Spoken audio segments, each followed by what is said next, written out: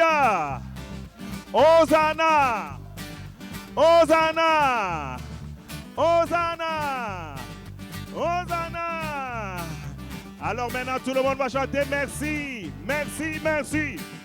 Merci à mon sauveur. Merci à mon Seigneur. Éternellement reconnaissant de tout mon cœur. Oh, merci. Encore merci, merci. Merci à mon Seigneur, merci. Merci Seigneur parce que ta grâce est au milieu de nous et nous te rendons la gloire ce matin. Alléluia, acclame le Seigneur de toutes tes forces. Alléluia, acclame-le de toutes tes forces. Est-ce qu'il y a des femmes dans la maison pour pousser des cris de joie? La Bible dit pousser des cris de joie à l'Éternel. Allez pousser des cris de joie à l'Éternel. Vous savez, c'est un verset de la Bible, pousser des cris de joie à l'Éternel. Il n'y a pas de protocole, c'est dans la Bible. Si tu ne veux pas pousser des cris de joie, il faut que tu effaces cela de la Bible. Il dit pousser des cris de joie. Pourquoi Dieu veut qu'on pousse des cris de joie? Je n'en sais rien. Mais c'est écrit et je le fais. Poussons des cris de joie à l'Éternel. Alléluia. Il dit, mettons des acclamations, des ovations au roi des rois qui vit à jamais. Gloire à l'Éternel. Merci, ô Dieu. Merci, Seigneur. Seigneur, nous te disons merci pour ce matin extraordinaire. Merci parce que nos vies ne seront plus jamais les mêmes. Merci pour ce temps de louange que nous avons passé en ta présence. Et lorsque tu es célébré, ô Dieu, tu viens intervenir à notre faveur. Seigneur, nous soumettons tout esprit qui n'est pas de toi au nom de Jésus-Christ. Nous délégeons tout ce qui n'a pas été planté par toi. Parce qu'il est écrit que tout ce qui n'a pas été planté par le Père sera déraciné. Nous déracinons ce matin l'animosité. Nous déracinons ce matin la morosité. Nous déracinons ce matin la tristesse. Nous déracinons ce matin les oppressions. Nous déracinons les peurs. Nous déracinons la mort. Nous déracinons, oh Dieu, toute forme d'incident, d'accident. Parce qu'en toi, nous sommes cachés et nous vivons dans la joie. Merci pour ton Saint-Esprit qui est au milieu de nous et qui va nous parler et qui va nous amener au sommet au nom de Jésus-Christ. Si quelqu'un a un rendez-vous au sommet, dis un Alléluia très fort. Alléluia. Amen. Tu peux t'asseoir. Amen. Gloire à l'Éternel. J'aime toujours à dire que j'ai un rendez-vous au sommet. Parce que quand tu as un rendez-vous qui t'attend et que c'est dans les hauteurs, tu ne peux pas t'arrêter, tu vas continuer d'avancer. Amen. Gloire à l'Éternel. Bon, vous savez déjà que je vais vous demander de sourire à la personne qui est à côté de vous. Parce que je veux me rassurer qu'on a des relations de bon voisinage dans la maison de Dieu. Je suis béni, je vois des gens qui ont changé de place aujourd'hui dans l'église. Vous avez changé de place. Hein? De temps en temps, il faut changer de place parce que parfois, ça devient une petite religion dans l'église où tu sais qu'il y a ton siège et puis les anges montent et descendent à la même place. Non. Parfois, dis-toi aujourd'hui, prophétiquement, je m'assois à la première place parce que je crois que Dieu est sur le point de me faire avancer dans la vie. Amen. Dans la maison de l'Éternel, il y a la lit. Il y a la lit. Ah, Seigneur, pourquoi mon son monte et descend, il monte et il descend comme les anges. Merci, Seigneur. Nous bénissons le Seigneur qui a délivré notre pasteur de l'accident. Hein? Merci, Seigneur, qui te ramène parmi nous. Gloire à l'Éternel. Et je suis encore privilégié de pouvoir le remplacer aujourd'hui. Je suis un remplaçant aujourd'hui, comme il vous l'a dit. Amen. Mais la Bible dit tout concourt au bien de ceux qui aiment. Le bien de ceux qui aiment. Voilà, on va prêcher ensemble. Amen. Et je bénis également l'Éternel pour tous les ministres que nous avons dans la maison. Acclamons le Seigneur pour les ministres que nous avons dans la maison. Alléluia. Nous ne manquons pas de prédicateurs, nous ne manquons pas d'adorateurs dans la maison. Nous sommes bénis. Et continuez à prier pour ces gens. Ce n'est pas un acquis. Quand vous avez les gens qui vous amènent vers le ciel dans leur prédication ou dans leur louange, priez pour ces personnes pour qu'ils continuent encore à ouvrir le ciel pour vous. Ce n'est pas facile. Je bénis le Seigneur. Encore, j'écoutais un message il y a de cela 2 semaines du frère Sébastien. C'était marcher avec Dieu. Amen. J'ai été béni par ce message parce que beaucoup de gens pensent qu'il suffit juste de servir Dieu. Non, c'est une marche avec Dieu. Et lorsque tu marches avec quelqu'un, il y a des hauts, il y a des bas. Et pour que tu puisses t'en sortir au milieu des hauts et des bas, il faut que tu sois équipé. Il faut que tu aies des bonnes informations sur les relations, ce que tu dois faire et ce que l'autre partie. Et j'étais vraiment béni. Je ne pouvais pas entrer dans le petit écran pour venir entrer ici, mais j'étais béni. Gloire à l'Éternel. Et j'espère que chacun a pris cet enseignement-là avec beaucoup d'action de grâce et a commencé à mettre en pratique dans la marche avec Dieu. Amen. Amen. Ouh. Aujourd'hui, je vais prêcher. Et mon thème de ce jour, tout d'abord, j'ai une bonne nouvelle pour toi. C'est que le diable a commis une erreur ce matin. Son erreur, c'est de t'avoir laissé venir ici ce matin. Amen. Tu n'es pas excité à savoir que le diable n'est pas aussi intelligent qu'il pense. Il a commis une erreur de te laisser venir écouter le message, de venir dans la présence de Dieu. Parce que quand tu vas retourner à la maison, ta vie ne sera plus jamais la même. Amen. Chaque fois que j'entre dans la maison de Dieu, je suis en attente de quelque chose de nouveau. Je suis en attente d'une bonne nouvelle, d'un quelque chose qui va amener le déclic et la transformation dans ma vie. Soit dans cet esprit-là, tout le temps, tout le temps, tout le temps. Même si c'est un petit enfant qui parle, Dieu va te dire quelque chose de spécial à toi. Amen. Et parle de petit enfant parce que je me sens comme un petit enfant, parce que j'ai reçu ma mère. Ma mère est arrivée ici au Québec ce vendredi. Donc, moi aussi, je peux dire maman. Amen. Donc, on aura le temps de vous la présenter. Je suis très content. Ça faisait depuis le temps de la COVID qu'elle était partie. Donc, elle est revenue. Je suis content. Vous voyez, il n'y a pas des petits bonhommes qui courent partout et que je suis obligé de les suivre des yeux. Oui. Ça fait du bien, hein? Alléluia. Que Dieu bénisse les mamans. Je sais, les mamans n'aiment pas ce rôle-là, mais ce n'est pas juste pour les enfants. J'avais le goût de la voir, mais quand même, elle ne peut pas rester sans s'occuper de ses petits-enfants. C'est donnant. Amen. Gloire à l'Éternel. Ce matin, je voudrais parler sur le sujet « Comment vaincre les Goliaths de ta vie ». Oh, je pensais que vous serez un peu plus enthousiasmé que ça. Qui ici a des défis dans la vie? Il y a des gens qui sont déjà... Qui ici n'a pas de défi? On va organiser son enterrement. Parce que si tu n'as pas de défi dans la vie... Merci. Qui a dit ça là? Tu es mort. Mais tu ne savais pas que tu es mort. Si tu es vivant, tu as le défi. Le premier défi, c'est de manger tes 3 ou 4 repas par jour. Ce n'est pas évident pour certaines personnes de pouvoir manger 4 fois par jour. Donc, mais ce matin, Dieu nous dit qu'il veut nous donner une clé qui va nous permettre d'avancer dans cette marche avec Dieu. C'est comment vaincre les Goliaths de ta vie. On ne s'enfuit pas devant les Goliaths de sa vie. On ne se cache pas sous la table devant les Goliaths de sa vie. On ne pleure pas, on ne pleurniche pas devant les Goliaths de sa vie.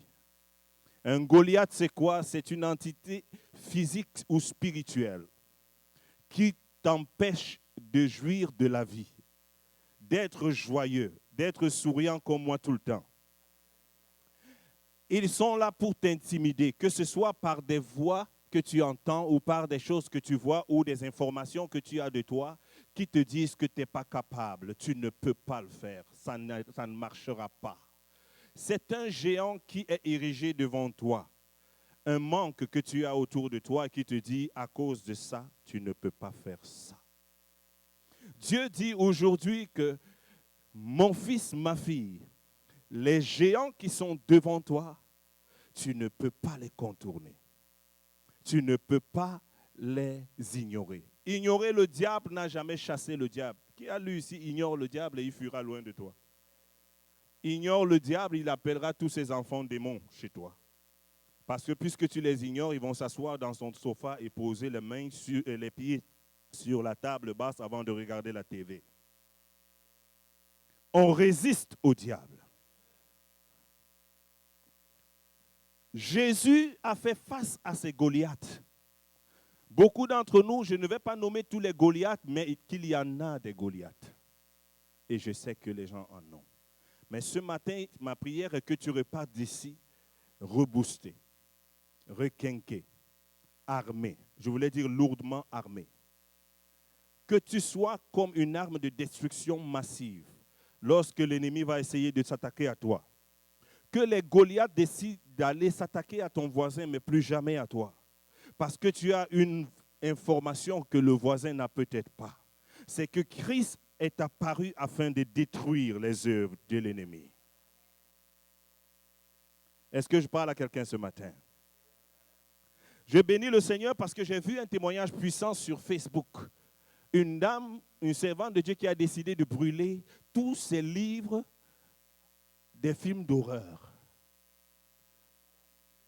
J'ai commencé à adorer le Seigneur. Acclamons le Seigneur. J'ai dit, ça c'est une fille du royaume. J'ai vu ça, c'est la sœur. Je l'ai vu sur Facebook carrément. Si j'ai de bonne mémoire, elle a dit que ça faisait 10 ans, c'est ça? 10 ans ou plus de 10 ans. Qu'elle était accro aux films d'horreur. À l'âge de 10 ans, qu'elle a écouté son premier film d'horreur, c'est ça? Et là, elle a vu que c'est une belle chose d'écouter les horreurs pour tout le restant de sa vie. Et on se demande pourquoi les horreurs nous suivent même dans la nuit quand il faut te reposer. Je pense que tu as déclenché la délivrance de plusieurs parmi nous ici parce qu'il y a beaucoup de gens qui sont fans des films d'horreur. C'est une culture, mais c'est une culture qui n'est pas pour toi, fils du royaume. Jésus est venu, il s'appelle le chemin et la vie. Il ne s'appelle pas la perdition et la mort. Tu ne peux pas nourrir ton esprit des choses liées à la mort et espérer vivre avec l'abondance et la plénitude. Donc, que Dieu te bénisse, ma soeur, pour ce que tu as fait. Il y a des gens qui pensaient que tu aurais pu donner ces livres à quelqu'un d'autre. Mais non, tu n'enlèves pas la mort de ta maison pour aller donner la mort à une autre personne. Amen. Écoutez, quand on nous appelle des fanatiques, j'accepte, je suis fanatique. Je suis fan de Jésus. J'ai vu que les fanatiques des superstars sont prêts à se dénuder devant leur star. Pourquoi je ne ferai pas un peu de folie aussi pour celui pour qui je suis fan? Parce que la mort a été invitée dans ma maison par ces livres, par ces choses-là. Je dors la nuit, je pense à la dernière scène que j'ai lue et elle m'a transporté dans une dimension où mes rêves ne peuvent pas être des rêves inspirés par le Saint-Esprit, mais c'est seulement inspiré par la peur et le terrorisme spirituel. Quelqu'un dit, ce géant doit quitter ma vie au nom de Jésus. Je saute sur l'occasion pour dire, même ceux-là qui ont pour géant la pornographie qu'il y a chez toi, nous ne sommes pas là pour condamner, mais pour dire que tu dois reconnaître que c'est un géant, ce n'est pas une culture. Et si c'est un géant, il doit être délo. Il doit être délo. Out! Amen. Nous devons chasser les géants parce que les géants ont pour but de nous empêcher d'avancer. Tu ne peux pas arriver quelque part là où Dieu veut que tu arrives sans avoir fini avec le géant qui est dressé devant toi. Dans la Bible, il est écrit dans le livre de Josué chapitre 6 au verset 1. La Bible déclare que Dieu avait promis, il dit Jéricho était fermé et barricadé devant les enfants d'Israël. Personne ne sortait et personne n'entrait. Verset 2. L'Éternel dit à Josué, vois, je livre entre tes mains Jéricho et son roi, ses vaillants soldats. Dieu te fait une promesse de te livrer quelque chose, de te bénir. Mais parfois, tu vas voir que la porte pour y avoir accès est barricadée. Parfois, ou le plus souvent, barricadée par toi-même. Que ce soit par ces livres que j'ai vus, peut-être on ne savait pas. Beaucoup d'entre nous, on faisait des choses, on ne savait pas. Il y a des gens, auparavant, tu allais consulter. On te faisait lire, on te décryptait le M sur ta main. Au lieu de penser que le M voulait dire Merci Seigneur. Chaque jour, on venait t'expliquer le M, que ça veut dire malédiction, que ça veut dire maudit, que ça veut... Écoutez, pour qu'une personne puisse corriger ta destinée, elle doit y avoir accès.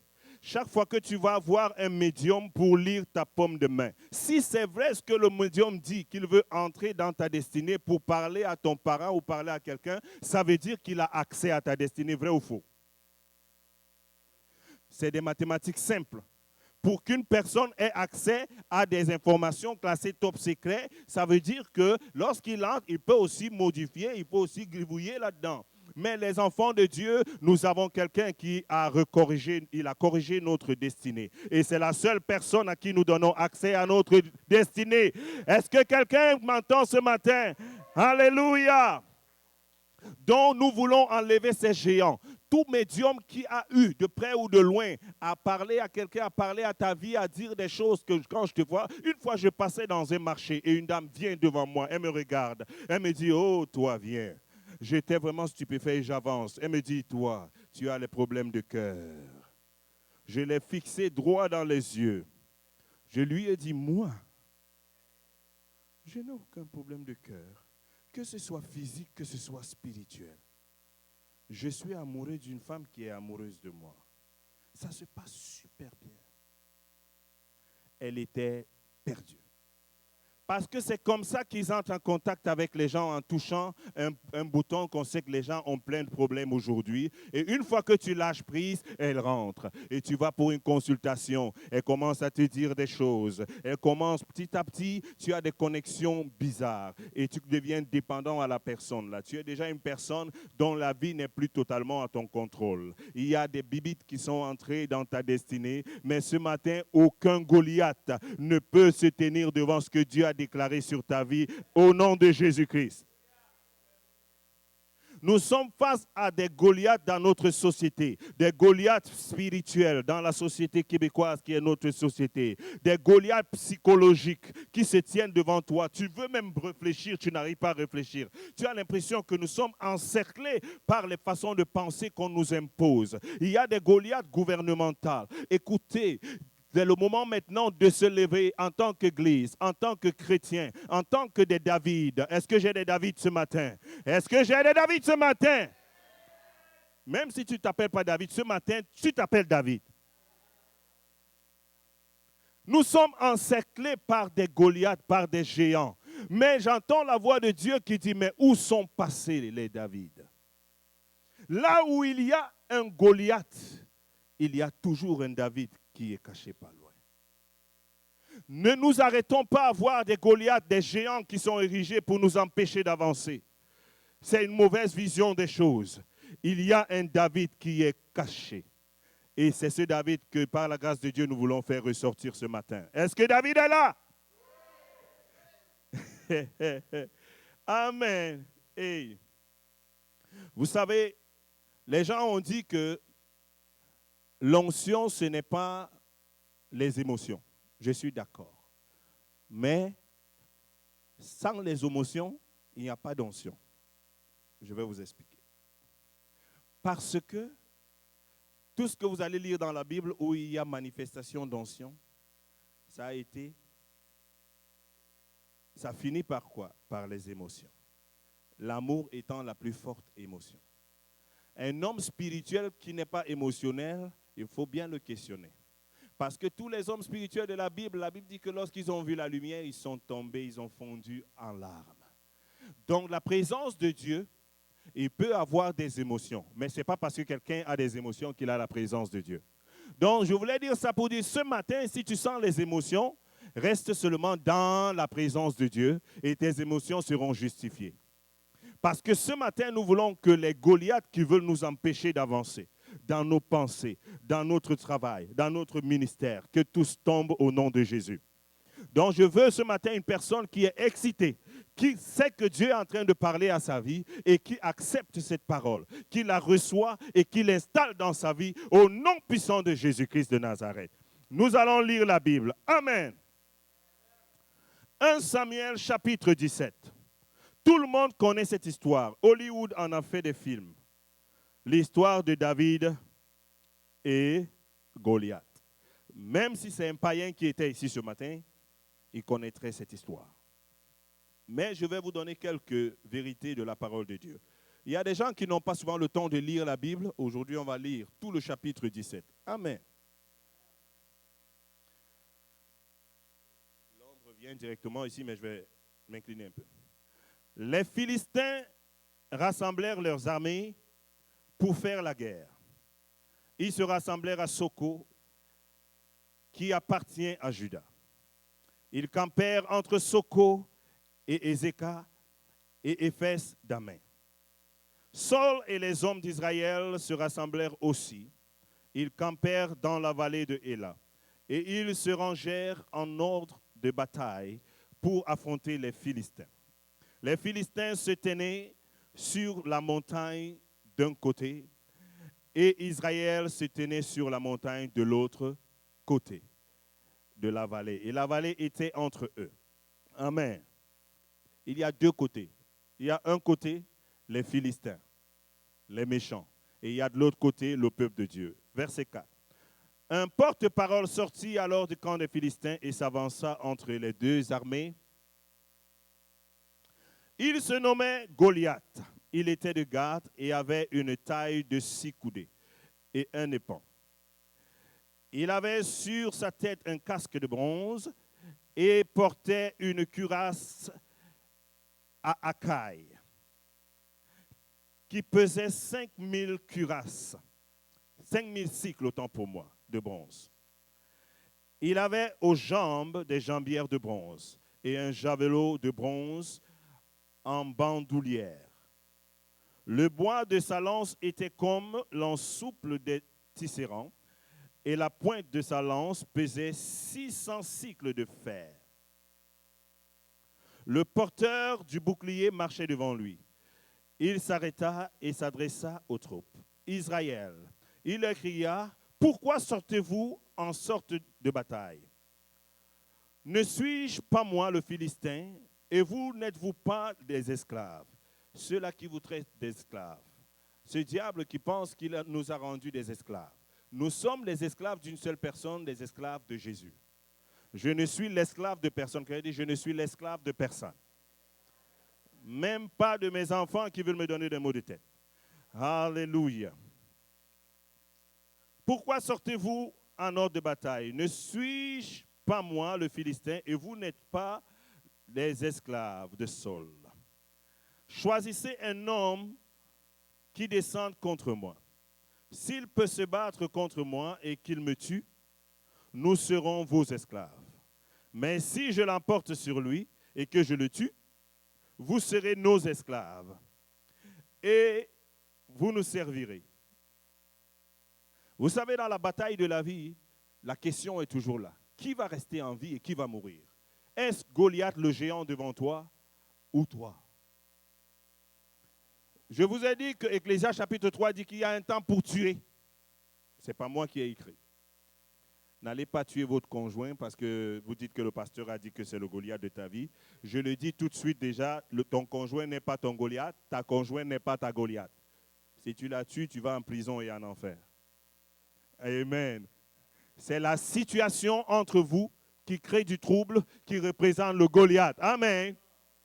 Ah, je ne veux pas porter le blâme sur moi. Amen. Verset 10, le Philistin dit encore, je lance à ce jour un défi. Quelqu'un dit un défi.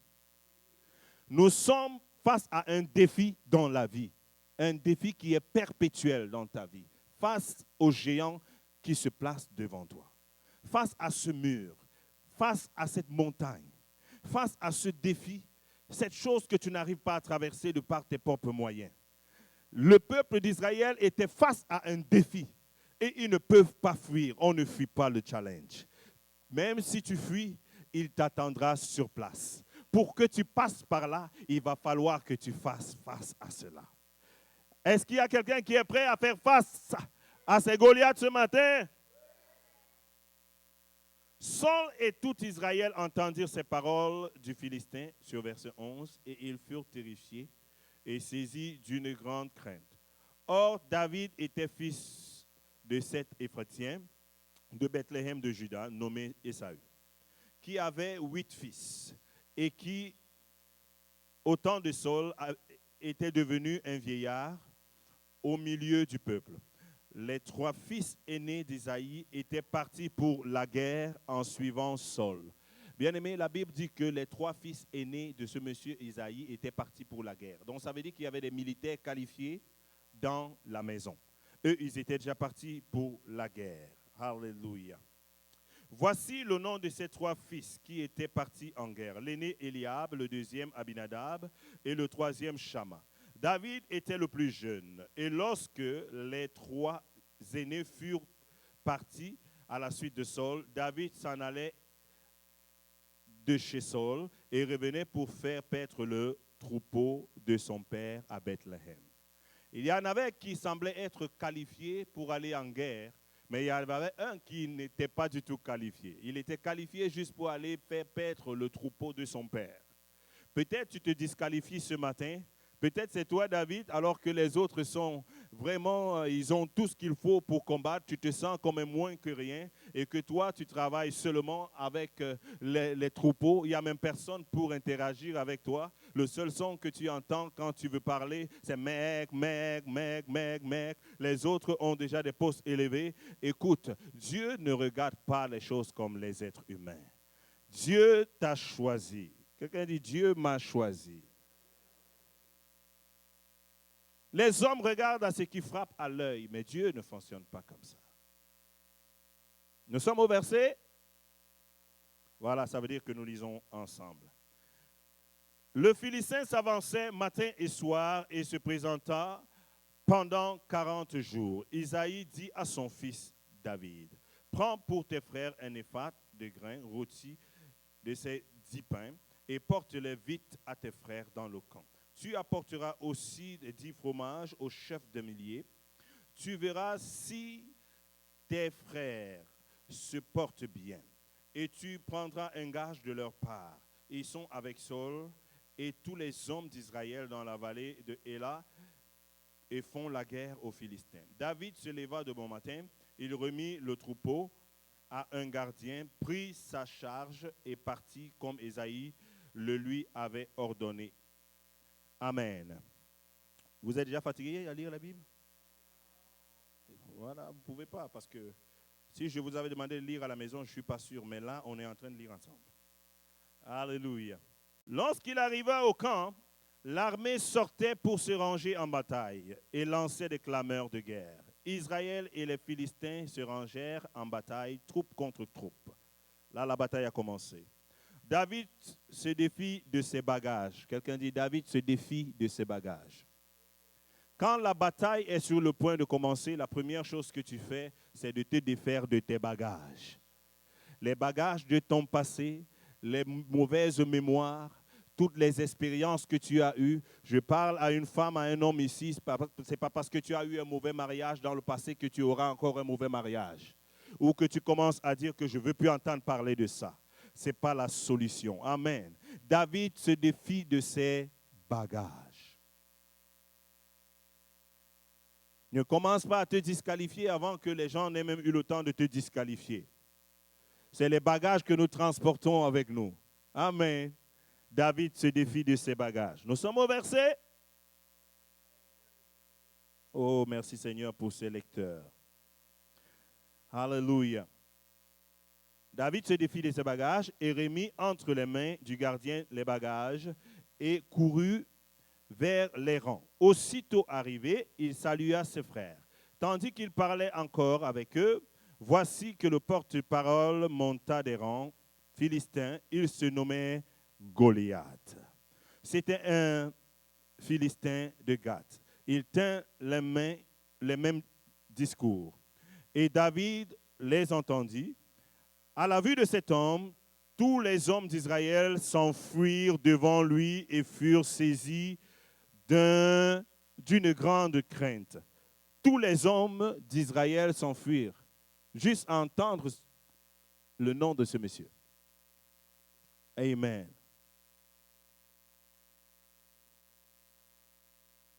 Ils furent saisis d'une grande crainte. Ils s'enfuirent devant lui. parce qu'ils furent saisis d'une grande crainte. Chacun disait, avez-vous vu monter cet homme? C'est pour jeter à Israël un défi. Qui monte. À celui qui le tuera, le roi accordera de grandes richesses. Il lui donnera sa fille. Il affranchira la maison de son père en Israël. Verset 26. David dit aux hommes qui se trouvaient avec lui, que fera-t-on pour celui qui tuera ce Philistin et qui relèvera le défi lancé à Israël? Qui est donc ce Philistin? C'est un circoncis pour lancer un défi aux troupes du Dieu vivant. Le peuple, répétant les mêmes paroles, lui dit, voilà ce qu'on fera pour celui qui tuera. Eliab, son frère aîné, qu'il avait entendu parler à ses hommes, fut en flamme de colère contre David. Il lui dit, pourquoi es-tu descendu? Et à qui as-tu remis ce petit troupeau dans le désert? Je connais ton insolence et ta malice. La malice dans ton cœur. C'est pour voir la bataille que tu es descendu. Il y a peut-être ton frère qui ne croit même pas en toi. Vous savez, quand vous avez certaines batailles qui sont au-dessus de vos capacités, les gens à côté de toi vont dire que cette bataille est très haute pour toi. Laisse faire. Laisse faire. Aujourd'hui, Dieu te dit ne laisse pas faire. Tu laisses faire quand Dieu a dit laisse faire. Le grand frère qui était militaire a dit à son frère, qu'est-ce que tu es venu chercher ici? Ta place est avec les boucs. Ta place est avec le troupeau de papa. Tu ne connais rien en bataille. Tu n'as même pas été à l'université. Tu n'as même pas les diplômes qu'il faut pour diriger cette entreprise. Ton affaire d'entreprise, tu dis que tu veux créer une entreprise, mais tu ne sais même pas par où on commence. Regarde, tu n'as même pas la tête d'un entrepreneur. Mais David a décidé d'avancer. Amen.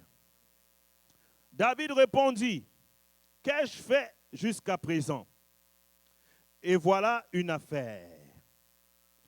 Il dit, voilà une affaire. Parfois, Dieu va faire apparaître des opportunités devant toi qui ressemblent à des batailles que tu ne peux pas remporter. Mais parce que Dieu sait que tant que tu n'as pas remporté cette bataille, tu n'es pas qualifié pour entrer dans la bénédiction qu'il a prévue pour toi. Il va te laisser t'exercer, combattre jusqu'à ce que tu puisses remporter la victoire. Amen. Est-ce que je parle à quelqu'un ce matin? Vous voulez me faire croire que la lecture de la Bible est un somnifère pour de vrai? J'ai entendu quelqu'un dire que quand on lit la Bible, c'est un somnifère. Quand tu veux dormir, tu lis la Bible. Oh. Verset 30. Il se détourna de lui pour s'adresser à un autre et posa les mêmes questions. Le peuple lui répondit comme la première fois. Lorsqu'on eut entendu les paroles prononcées par David, on les rapporta devant Saül, qui le fit chercher. David dit à Saül que personne ne se décourage. C'est le petit David qui dit maintenant au roi que personne, parlez-moi. Je vous dis ce matin que personne ne se décourage. Ne te décourage pas dans ton service de Dieu. Tu as l'impression que tu viens à l'église tous les dimanches et que peut-être c'est peut-être une religion, peut-être c'est bizarre, mais ne te décourage pas, c'est des voies du diable. Que personne ne te décourage. Celui qui t'a parlé est fidèle. Et celui qui marche avec toi est réel. Et ce qu'il a commencé, il va le rendre parfait. David dit que personne ne se décourage à cause de ce Philistin. Ton serviteur ira se battre. Son serviteur ira se battre avec lui. Saül dit à David, tu ne peux pas marcher contre ce Philistin, car tu n'es qu'un jeune garçon, mais lui, il est un homme de guerre depuis sa jeunesse. David dit à Saül, ton serviteur faisait paître le troupeau de son père. Et quand le lion et l'ours venaient enlever une bête du troupeau, je courais après lui, je le frappais et j'arrachais la bête de sa gueule. Lorsque le découragement veut venir, c'est le moment pour toi de te souvenir, de te rappeler de toutes les batailles que tu as remportées. Nous oublions très vite comment Dieu t'a sorti de cet accident. Comment Dieu t'avait sorti de cette maladie. Comment Dieu t'avait retiré de cette impasse. Mais David a dit à Saül, quand j'étais dans les champs, le lion venait souvent pour prendre les brebis. Mais je courais, je ne sais pas d'où me venait la force, mais je courais et j'arrachais les brebis de la gueule de ce lion. Je suis sûr, est-ce que Dieu a déjà fait quelque chose pour quelqu'un ici? Est-ce que c'est toi? Est-ce que Dieu a déjà fait quelque chose pour toi? Lorsque le découragement veut venir, c'est le moment de dire, moi je vais dire à Dieu, merci de m'avoir délivré de ces 5 morts certaines. J'ai un témoignage que j'appelle mes 5 morts certaines. Donc, en temps normal, selon les pronostics, ce par quoi je suis passé, par 5 événements, j'étais supposé être mort, mais je suis encore là aujourd'hui.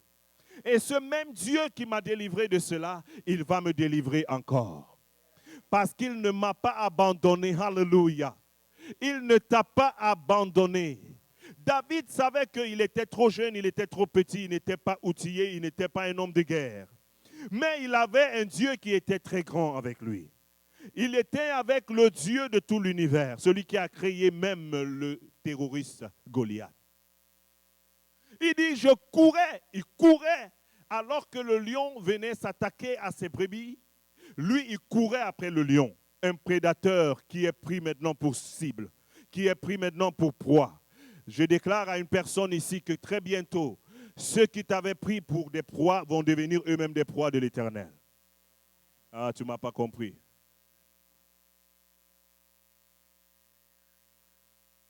La dépression qui voulait t'atteindre, elle-même sera dépressive.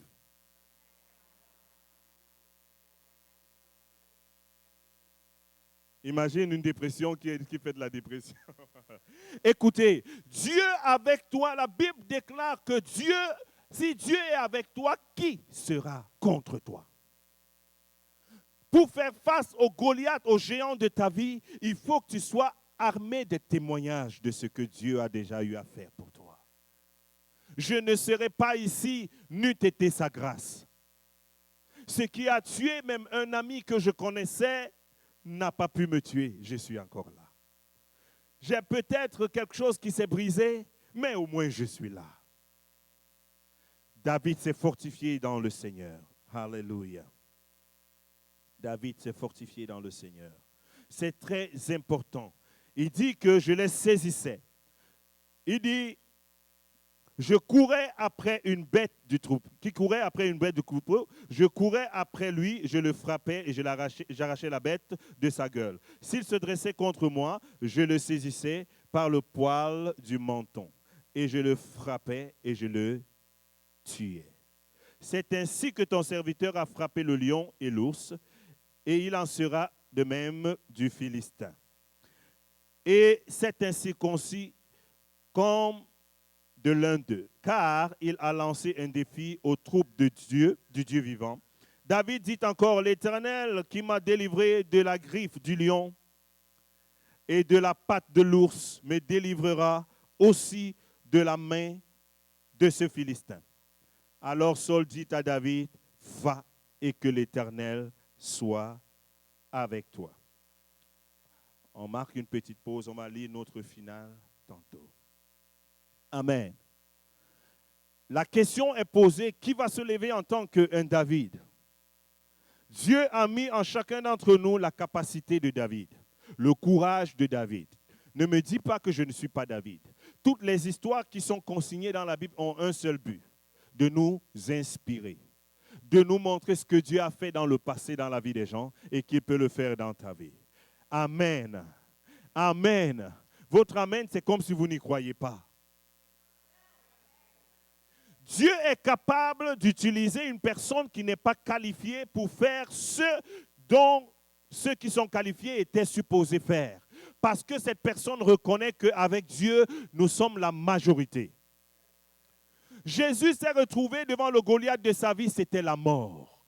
Le Goliath de la vie de Jésus, quand quelqu'un prie et dit, Père, s'il est possible que cette coupe passe à autre moi, ça veut dire qu'il ne veut pas forcément mourir. Mais il fallait qu'il détruise cette mort. C'est pourquoi la Bible dit, mort, où est ton aiguillon? Tout comme Goliath était paré de son armure, il était paré de sa grande taille et de ses techniques de guerre. Mais David savait qu'il n'allait pas contre Goliath par sa propre force, mais il y allait avec la force que l'Éternel lui avait donnée. Dieu te donne la force d'avancer aujourd'hui pour renverser tous les géants qui se dressent devant toi au nom de Jésus-Christ. Peu importe la nature de ces géants, il doit être renversé. Libère le petit David qui est en toi. Libère le petit David qui est en toi. Jésus est le fils de David. Écoutez, dans la lignée de David, c'était la lignée de l'espoir. Jésus est l'espoir des nations. La Bible dit qu'il a livré en spectacle l'ennemi. Et pourquoi il a livré en spectacle l'ennemi? La Bible dit qu'il a triomphé de lui et sur la croix. Donc par la mort qui était le grand obstacle devant Jésus. Quand tu vas venir à bout de ton Goliath, le ciel va s'ouvrir devant toi. Le ciel est déjà ouvert, mais parfois tu n'as pas accès parce qu'il y a ton examen que tu dois passer. Dieu a déposé un mignon Goliath devant toi. Tes pleurs ne chasseront pas ce Goliath. Amen. Oh. Vous préférez que je vous dise ce matin que Goliath est plus fort que toi? Les Goliaths, il y en aura toujours. Il y en a toujours eu. Les défis, lorsque tu traverses un défi, tu viens d'aller à une classe supérieure pour des défis plus méchants. Allez demander aux super riches, ils ont des problèmes plus que nous ici. Mais ils n'ont pas les mêmes problèmes que certaines personnes. Donc, Dieu veut que nous allions d'un degré de gloire en gloire. Et lorsqu'on a une église qui croit en la puissance de Dieu comme notre église, notre force repose sur la force spirituelle de chaque chrétien. Amen. Libère le David qui est en toi. Parce que le David qui est en toi ne croit pas en la force et ne croit pas aux limites que les gens voient sur toi. Il croit en la force de l'Éternel qui est en toi. Il était sûr qu'il pouvait se défaire de ce Goliath. La Bible décrit Goliath comme un homme qui était grand. Il mesurait 6 coudées. 6 coudées, c'est environ 2,67 m. Donc, si j'ajoute encore ce qui est souvent superflu, il était près de 3 mètres de hauteur. Imaginez un monsieur qui est colosse et qui a 3 mètres de hauteur et qui se retrouve maintenant à vouloir avoir une bataille avec moi. Je le regarde comme ça. Je suis terrorisé par la grandeur. Et la Bible déclare que la pointe de sa lance pesait environ 600 cycles hébreux. 600 cycles hébreux, c'est environ 6,87 kg. Ça, c'était la pointe de sa lance. Mais David n'avait pas de lance. D'ailleurs, la Bible dit que lorsqu'on lui a proposé l'armure, le roi lui a donné son armure. L'armure du roi, en général, était l'armure qui était faite avec le matériau le plus solide du temps. Mais David savait que l'armure devait l'engloutir parce qu'il fallait déjà une formation pour porter même l'armure. N'essaye pas de te cacher derrière les gens. Quand tu essaies de te cacher derrière la foi des autres, tu essaies de te cacher derrière la prière des autres, c'est comme si tu veux te cacher derrière l'armure. Tu as le rocher des âges en toi. Lorsque Jésus est en toi, il est ton bouclier. David l'avait compris, que face à l'ennemi, face à Goliath, il avait un bouclier invisible. Amen. David devait se lever, il devait combattre. Il devait affronter ce monsieur. Il courait un risque. C'est que si ça ne fonctionnait pas, on devait l'écraser. Mais c'est un risque que tu dois prendre parce que tu crois en Dieu. Et là, tu nous démontres que tu as la foi. Parce que l'apôtre Paul a dit que montre-moi que tu as la foi. Moi, je vais te démontrer mes œuvres. Toi, tu parles seulement de la foi, mais moi, je te démontre les œuvres. La foi sans les œuvres est une foi qui est... Les enfants de Dieu, nous devons nous lever et mettre notre foi en action. Peu importe le défi. Pendant que je suis en train de parler, je veux que chacun mette son défi au devant de lui comme ça. que tout le message s'adresse à ce défi auquel tu veux avoir la victoire. Parce qu'il y a une victoire que Dieu a réservée à ses enfants. Parce qu'en toi, il y a la capacité de surmonter cet obstacle-là. C'est bien beau de dire que Christ est notre lumière, de dire de toutes les belles paroles positives. Mais lorsque l'Évangile nous interpelle à faire quelque chose, parce que Dieu a déjà tout fait, c'est souvent difficile. Est-ce que vous savez que la foi se manifeste? On ne parle pas seulement de la foi. On pose des actes de foi. Il y a des gens qui avaient déjà abandonné. Goliath avait gagné dans ta vie. Tu pensais que tu étais fini comme ça. Je ne suis pas capable. Il y a des gens, depuis, Dieu te demande de retourner aux études. Quelqu'un dit Et tu vois que tu n'es pas capable. Et tu vois que tu es déjà trop vieux. Ton cerveau, là, il laisse passer des affaires. C'est le Goliath de ta vie. Est-ce que tu sais ce que Dieu voit en toi? Pourquoi il veut que tu prennes cette formation? Est-ce que tu connais la bénédiction qui est attachée à ça? Mais rien ne se passera si tu n'obéis pas à Dieu, de croire que ton cerveau, que tu pensais qu'il laisse passer des choses, il sera bouché. Cette fois-ci, il ne laissera pas passer les choses. C'est le Goliath de ta vie. Quand tu te vois, tu dis, moi, allez m'asseoir encore.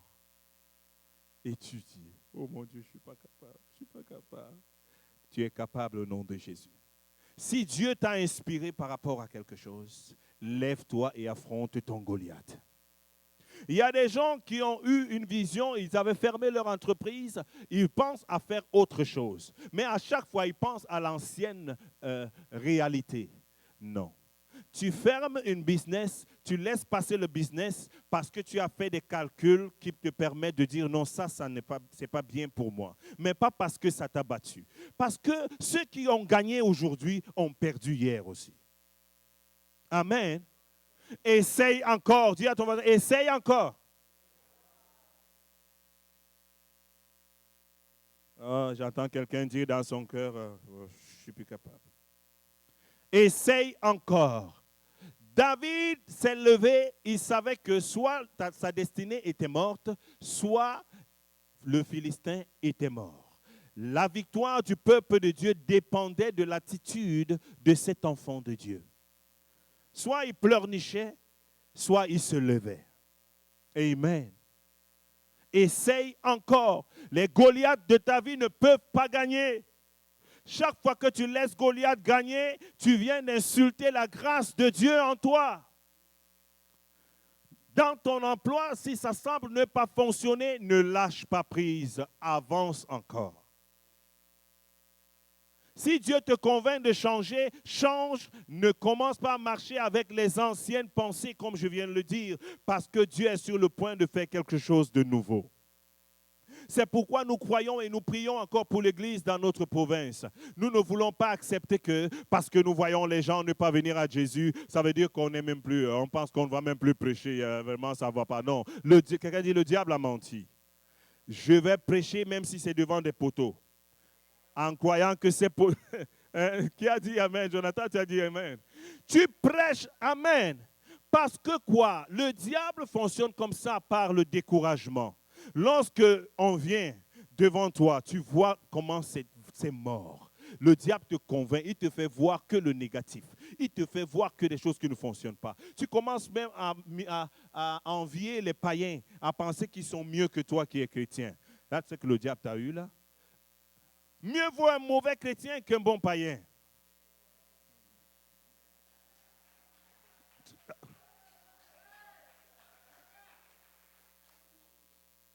Mieux vaut un mauvais chrétien qu'un bon païen. Parce qu'il n'y a pas de bon païen. Il est païen. Il ne connaît pas Dieu. Il lui faut Dieu.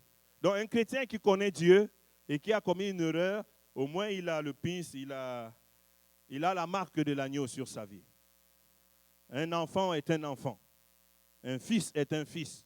Même s'il est rebelle, c'est un fils rebelle. Est-ce que ton fils a cessé d'être ton fils parce qu'il s'est rebellé? Non, il est ton fils.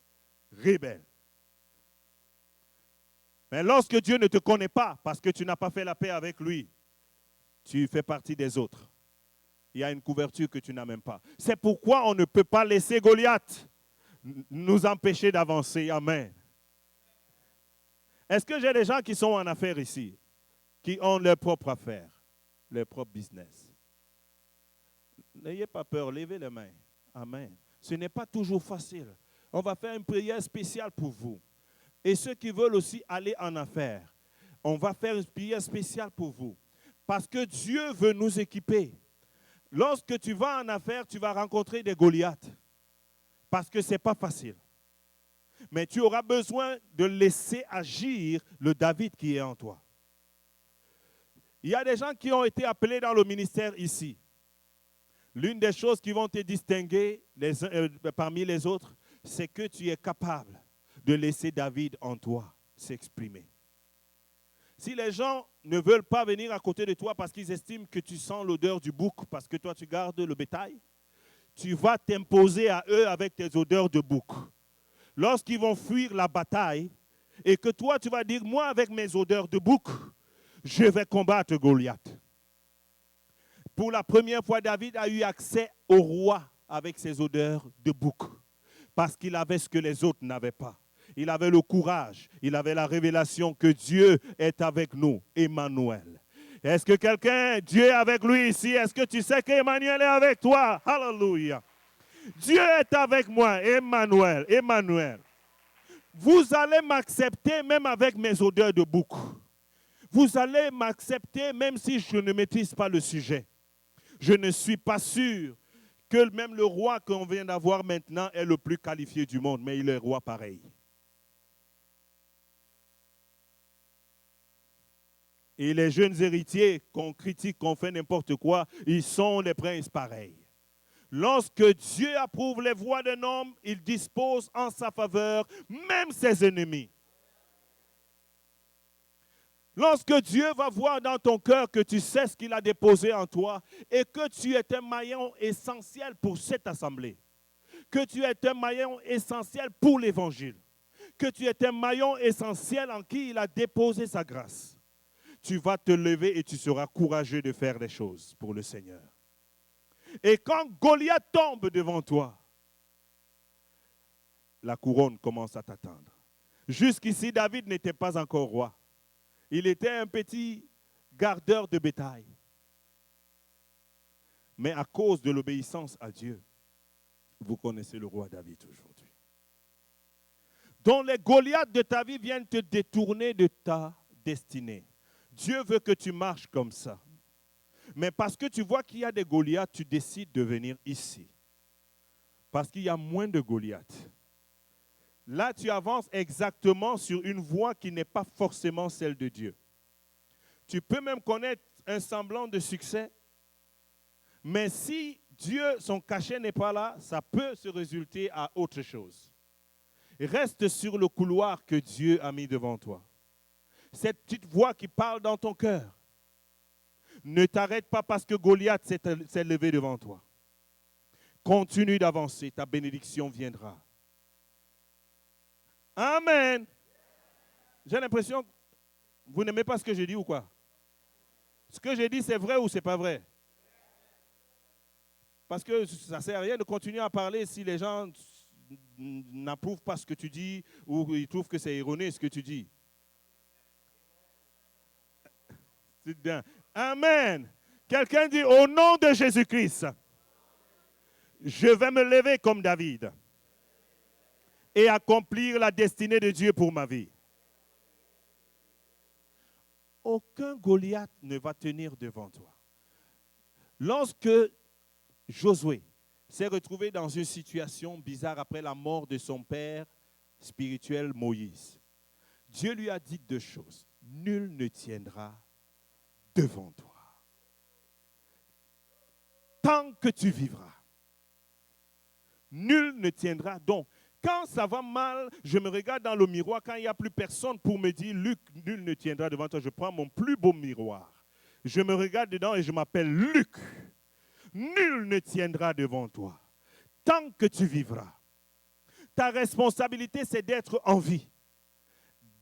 D'être en vie spirituellement. D'avancer avec le Seigneur. Ne pas écouter ceux qui sont tombés. Il y a des gens qui viennent à l'église, ils ne viennent plus à l'église. Ils vont te dire, oh, nous, on a tout fait ça. Vous avez déjà entendu ça? Oh, tu vas encore là-bas?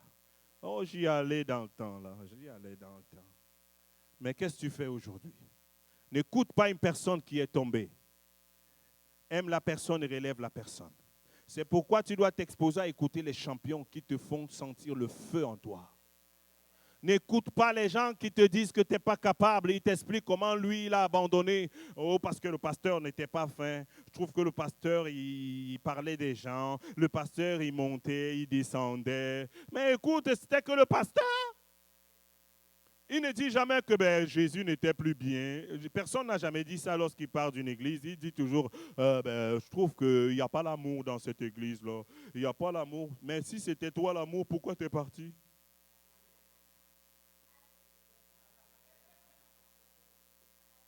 Mais puisque si tu peux dire qu'il n'y a pas l'amour dans cette église, ça veut dire que toi, tu incarnes l'amour. Et tu trouves l'idée géniale de partir aussi. Parti. Au nom de Jésus-Christ, les Goliaths de nos vies. Écoute, même un ami à côté de toi peut devenir un Goliath, un géant devant toi. Il te fait te sentir comme si tu n'es moins que rien. J'ai l'habitude de dire que si je ne me sens pas bienvenu quelque part, je n'y vais pas. Si chaque fois que vous me voyez, je ne vois pas le sourire sur vos visages, vous ne me voyez plus. Voilà, là, je reste. Amen. C'est facile à savoir. Quand tu es quelque part, tu vois les gens, ils ne sont pas contents. Ça veut dire qu'ils n'apprécient parfois pas que tu sois là. Ce n'est pas de ces gens dont tu as beaucoup besoin. Tu as besoin des gens qui vont te pousser en avant, te dire, va, keep on going, oui, vas-y, yeah, vas-y, Dieu est avec toi, tu es capable. Tu es capable. Écoutez, un jour on a prêché comme ça, il y a une femme elle a été tellement motivée de la présence de Dieu en elle, elle a réussi à aller dire à son fiancé, elle aimait un gars depuis 4 ans. Le gars était le style de gars qui ne dit pas à une fille que je t'aime, je veux t'épouser. Mais il avait tout, il était prêt pour le mariage. La sœur l'aimait et elle avait fait un rêve que le monsieur était sa femme, était son mari. Mais elle n'avait pas le courage. Un jour, elle a entendu un message de feu comme ça. Elle a dit non. Le diable ne peut pas m'avoir gardé ici. Je suis amoureuse en cachette depuis 4 ans. J'ai prié, j'ai jeûné. Ça ne va pas se passer comme ça. Aujourd'hui, ça passe ou ça casse. Si c'est le Goliath de ma vie, vous savez, vous avez déjà été, pour ceux qui ont déjà été amoureux, je ne sais pas si tout le monde a été amoureux, parfois tu as l'amour dans ton cœur, tu ne peux plus avancer. Quand tu penses à aller à gauche, ton amour est resté ici au nord, tu n'arrives plus à bien planifier. Écoute, tu ne peux pas marcher comme ça. Donc la femme a reçu le message avec feu. Elle a dit non, moi je vais voir Denis aujourd'hui. Je vais lui faire part de mes sentiments. Ça va passer ou ça va casser. La pire des choses qui arrivent, c'est qu'il me frappe, mais il ne me frappera pas. S'il me dit qu'il n'a pas les mêmes sentiments, je saurai que mon cœur est encore à prendre et je vais regarder ailleurs. Aussi bizarre que c'était un Goliath pour sa vie parce qu'elle n'arrivait pas à se situer. Et lorsqu'elle a vu l'occasion, elle a dit à Denis, Denis, je veux te parler. Dieu m'a parlé. Dieu m'a dit que tu es mon époux. Je ne sais pas où elle a pris ce tel courage et elle courait un tel risque comme ça. C'est pas moi qui lui ai demandé de faire ça comme ça, mais elle a fait pareil. Elle nous dit que Denis est tombé sur ses genoux. Il a commencé à pleurer. Et elle ne savait pas ce qui se passait. Ça a pris une couple de minutes avant que Denis vienne lui dire maintenant qu'il avait eu un rêve pareil. Mais qu'il trouve qu'elle est trop belle pour lui. Il ne voyait juste pas comment. Il ne voyait juste pas comment est-ce qu'il pouvait s'avancer vers elle. Que personne ne t'empêche d'avoir accès à ce que Dieu veut que tu aies accès. Un peu de courage, la foi en celui qui marche avec toi, aucun Goliath ne va tenir devant toi.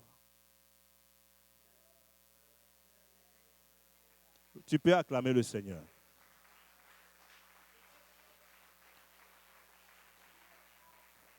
À compter d'aujourd'hui, dès que tu détectes le découragement venir vers toi, tu vas prendre ce découragement, le transformer en encouragement.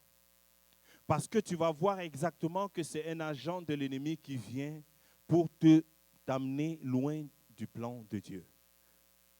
Là, quand tu viens me décourager, tous ceux qui ont essayé de décourager David, ils ont créé alors le zèle chez David, jusqu'à ce que David arrive. Alléluia. Il n'y a aucun démon qui peut se tenir devant nous. Nul ne peut tenir devant ce que Dieu a déclaré sur ta vie. Tu es plus que ce que l'ennemi dit que tu es. Tu es exactement ce que Dieu dit que tu es. Je ne sais pas ce que Dieu t'a dit dans tes temps de prière, mais tu as dit amen à cela. Ne laisse pas la réalité te faire croire le contraire. Ne laisse pas les choses. Écoutez, je pourrais vous donner des témoignages ici jusqu'à ne pas en finir. Parce que lorsque tu marches avec Dieu, ceux qui n'abandonnent pas n'échouent jamais. Ceux qui n'abandonnent pas n'échouent jamais. C'est la victoire certaine au bout de la ligne.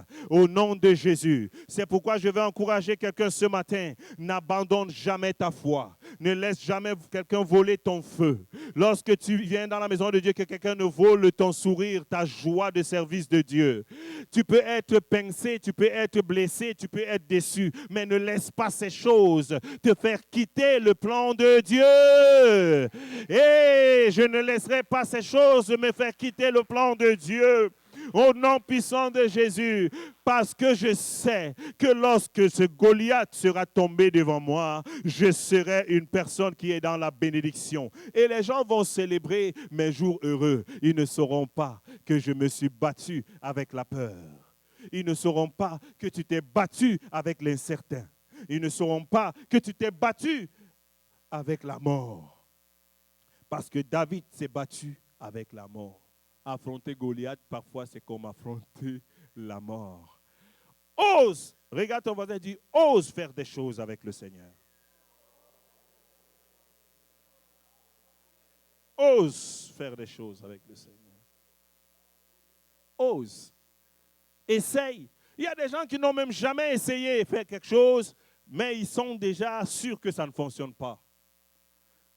À partir de la semaine prochaine, nous nous engageons déjà tous à inviter des gens à notre service.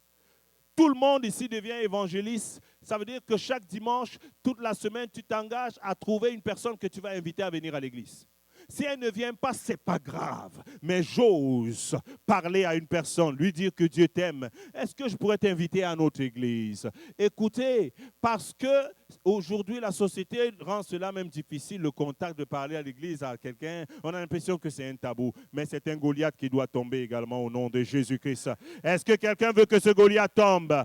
Et à la TV, ils nous parlent d'un paquet d'affaires. Ils sont prêts à nous parler de tous les programmes dont on n'a même pas besoin. Les gens sont prêts à nous proposer des formes de thérapie dont on n'a même pas besoin. Mais si on leur parle, viens à l'église, il a l'impression qu'il a été offensé. Je vais le dire, si tu te sens offensé, c'est pas grave. Au moins, je l'ai dit. David devait faire sa part. Ne garde pas ta bouche fermée. Dieu va t'utiliser parce que tu parles. Tes cousins, tes tantes, tes amis, invite-les à l'église. Ils peuvent dire non. Mais un jour, lorsqu'il sera mal en point, le Saint-Esprit va prendre ce que tu avais déposé comme sémence en lui pour lui dire, appelle Claude, parce qu'il t'avait dit quelque chose un jour. Peut-être voici le moment maintenant. Et là, il va prendre le téléphone, il va appeler Claude, et Claude va lui dire, OK, il n'y a pas de problème, viens, on va partir à l'église. Et il va arriver à l'église, il va écouter un message qui va changer sa vie. C'est comme ça que ça se passe. Ce n'est plus le temps de fermer sa bouche. Quelqu'un me croit ici, dit Amen. Quelqu'un dit, le feu du Saint-Esprit est sur nous.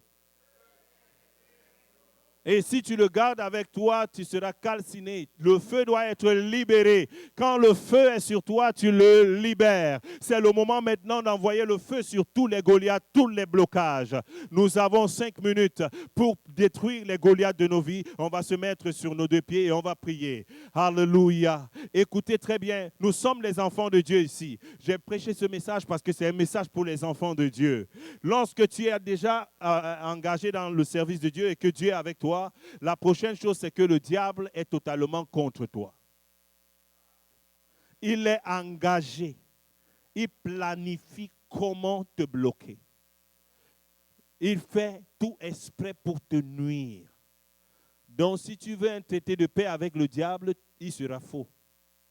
Ce sera un document qui est faux. Il n'y a pas de traité de paix entre les enfants de Dieu et le diable.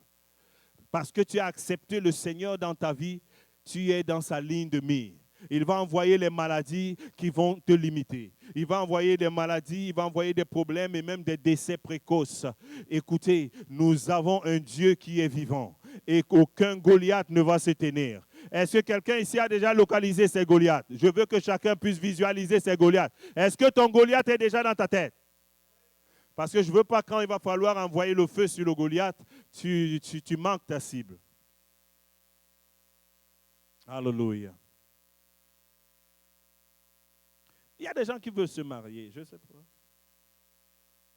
C'est un sujet qui est sensible. Mais il y a des gens ici qui ont des projets encore de se marier. Mais ils ont des projets pour se marier. Mais le diable les a bien prêché l'impossibilité de se marier encore. Soit pour des questions financières, soit parce que ça a mal fonctionné la dernière fois. Je veux prier pour cette catégorie de Goliath. Je ne veux pas indisposer qui que ce soit, mais écoutez, en famille, les gens n'ont pas honte. Quand on est en famille, on prie les uns pour les autres. Amen.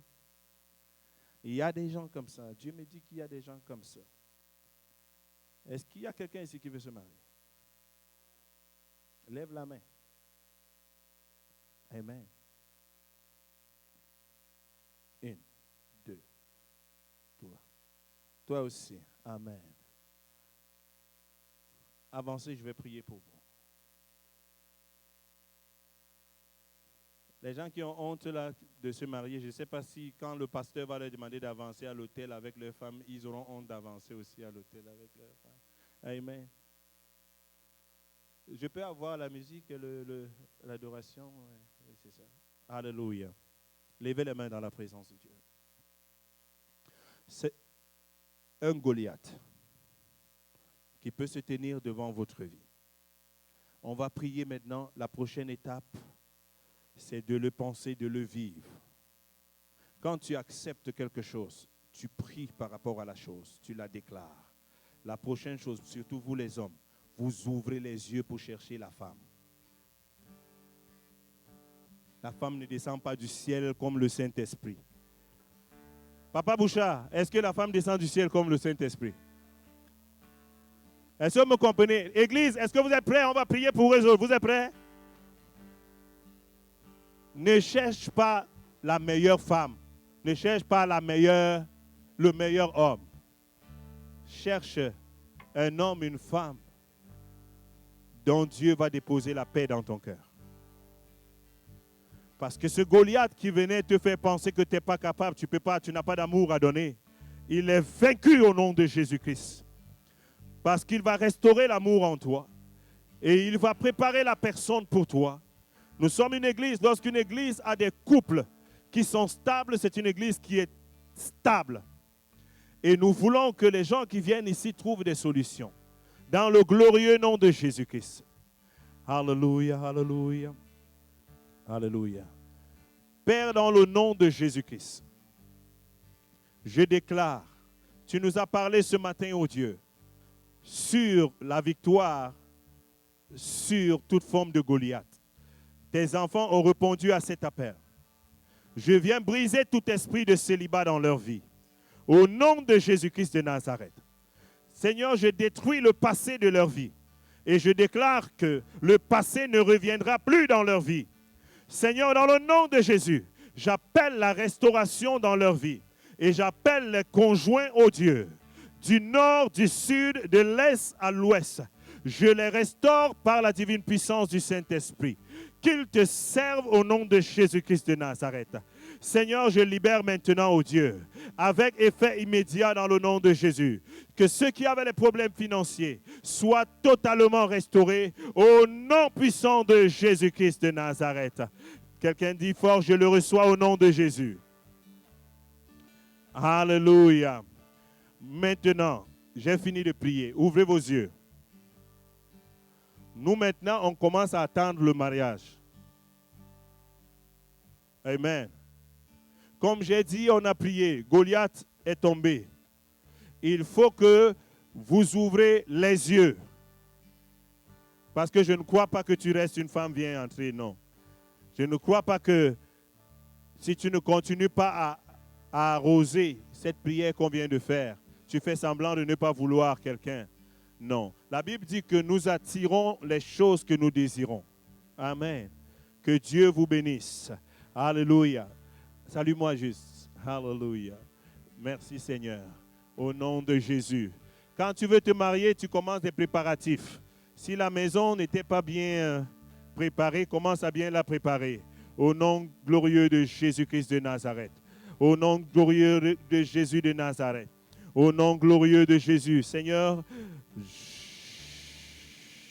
j'appelle une restauration, ô Dieu, de sa vie au nom puissant de Jésus-Christ. Alléluia. Merci Seigneur. Acclamons le Seigneur. Alléluia. Merci Seigneur. Bon, comme je disais, on va prier ensemble. Merci Seigneur. Je prie également pour tous les jeunes. Seigneur, tu préserves leurs décisions de mariage.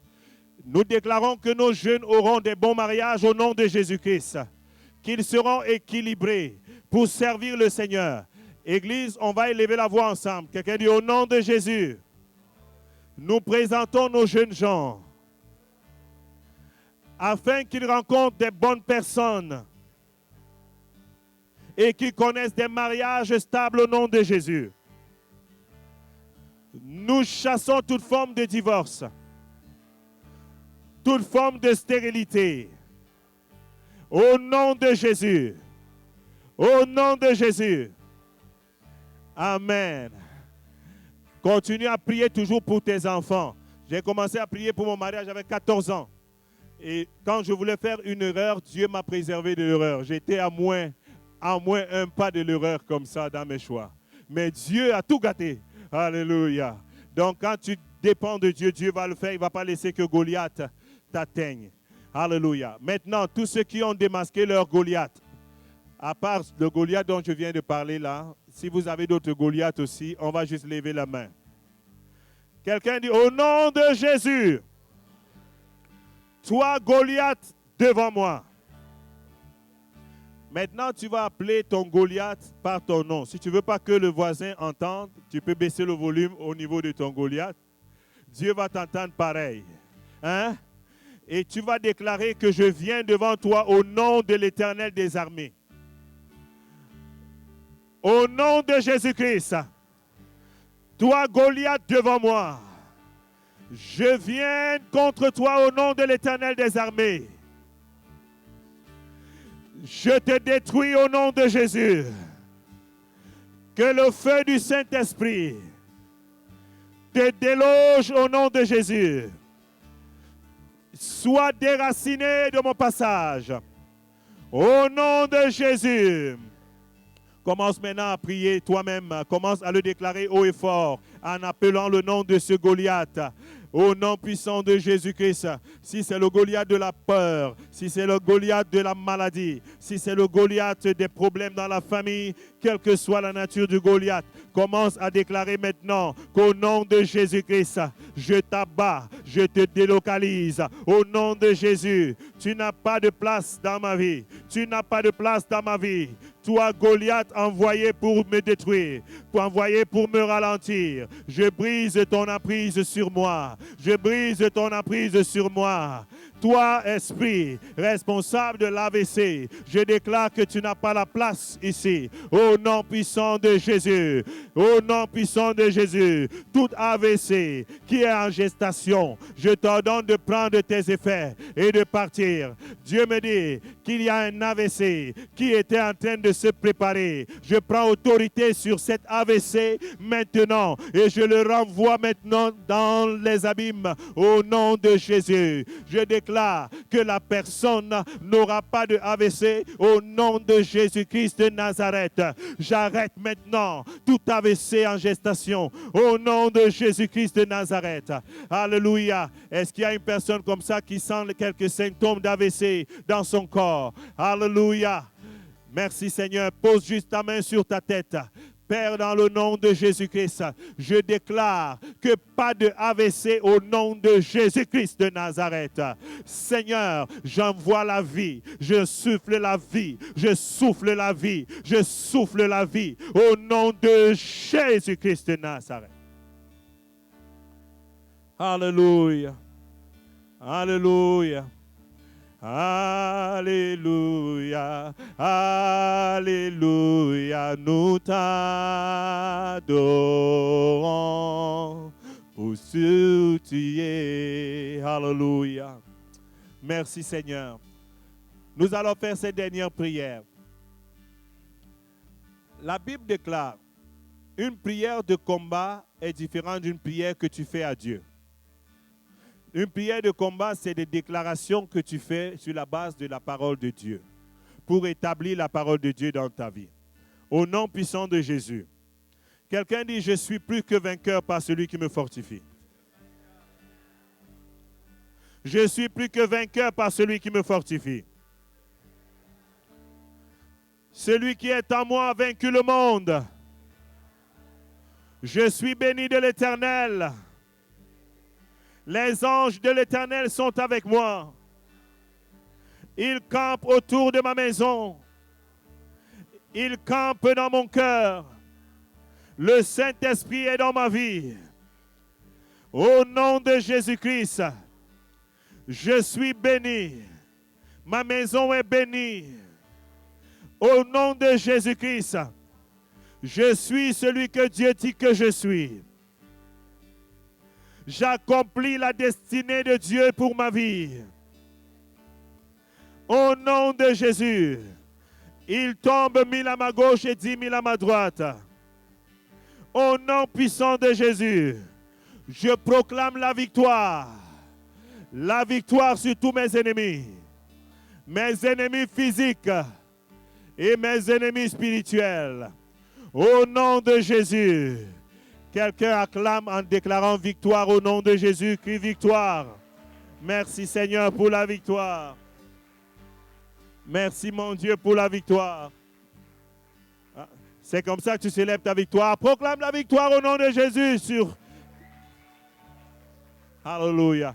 Nous avons la victoire. Alléluia. Merci Seigneur.